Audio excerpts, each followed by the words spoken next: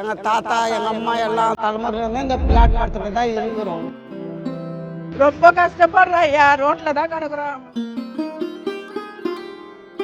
40 வருஷமா இப்படிதான் இருக்கிறோம். சோறு தண்ணி இல்லாம கஷ்டப்பட்டோம். கரண்ட் அடிக்கடி வெடிக்குது சார்.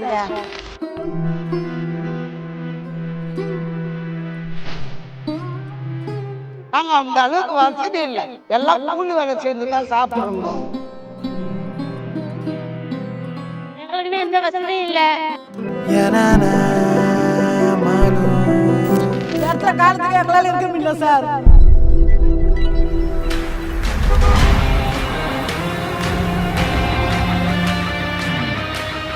என் பேர் ராணி. எங்கள் தாத்தா எங்கள் அம்மா எல்லாம் தலைமுறையிலேருந்து இந்த பிளாட்ஃபாரத்தில் தான் இருக்கிறோம். படுக்க இடம் இருக்காது, உட்கார இடம் இருக்காது, பாத்ரூம் இருக்காது, தண்ணி வசதி இருக்காது. சோறு தண்ணி இல்லாம கஷ்டப்பட்டோம். நைட்ல எங்களுக்கு பாதுகாப்பு இல்ல, கரண்ட் அடிக்கடி வெடிக்குது சாருங்க. நாங்க நைட்டை பகல தூங்க முடியல. எங்களுக்கு எந்த வசதியும் இல்ல. ரொம்ப கஷ்டப்படுறோம் ஐயா, ரோட்ல தான் கிடக்குறோம். மழை காத்தாச்சாலும் நாங்க அங்கேதான் பொங்கி துண்டோம், அங்கேதான் இருக்கிறோம். 4 பிள்ளைங்க இங்கதான் பிறந்தது. நாங்கள் இவ்வளோலாம் கஷ்டப்பட்டு இன்னைக்கு வீடுன்னு கொடுக்குற ஒரு சந்தோஷத்தில் இருக்கிறோம்.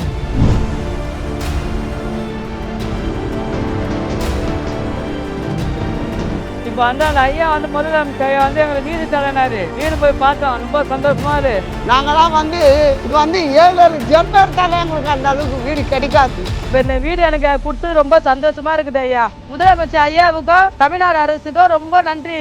முதலமைச்சருக்கு ரொம்ப நன்றி, ரொம்ப ரொம்ப நன்றி ஐயா.